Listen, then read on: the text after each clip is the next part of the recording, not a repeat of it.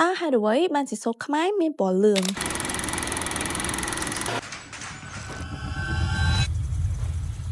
បានជាសូត្ររបស់ខ្មែរយើងមានពណ៌លឿងដោយសារតែនៅក្នុងប្រទេសកម្ពុជាយើងគឺយើងទទួលបាននៅលក្ខណៈអាកាសធាតុក្តៅហើយសើមដែលជាហេតុធ្វើឲ្យសូត្ររបស់ខ្មែរយើងមានពណ៌លឿងល្អមែនតើចឹងថ្ងៃហ្នឹងខ្ញុំនឹងមកប្រាប់បងពីដំណាក់កាលនៃការផលិតសូត្រនៅសិប្បករអង្គរយើងអញ្ចឹងដូចដែលយើងដឹងហើយថាសម្បុកបតកៅនាងគឺកាត់ឡើងចេញពីទឹកមាត់បតកៅនាងដែលទឹកមាត់ហ្នឹងគឺបានមកពីការស៊ីស្លឹកបូនហើយបន្ទាប់ពីយើងទទួលបាននៅសម្បុកទាំងអស់នេះហើយគឺចាប់ផ្ដើមចូលដល់វគ្គស្រាវនៅសូត្រអញ្ចឹងនៅក្នុងការស្រាវសូត្រនេះដែរគឺយើងចាប់ផ្ដើមដាំទឹកនៅក្នុងកម្ដៅ80អង្សា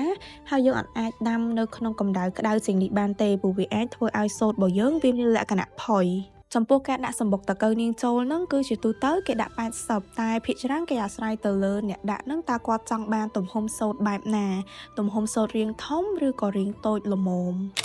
សូត្រទាំងអស់នេះគឺបានមកពីកសិដ្ឋានរបស់សិប្បករអង្គរផ្ទាល់ដែលមានទីតាំងនៅក្នុងស្រុកពួកខេត្តសៀមរាបអញ្ចឹងសម្រាប់បងដែលចង់ស្វែងយល់បន្ថែមឬក៏ចង់មើលផ្ទាល់ពីការផលិតសូត្រនេះបងអាចអញ្ជើញមកសិប្បករអង្គរបានណា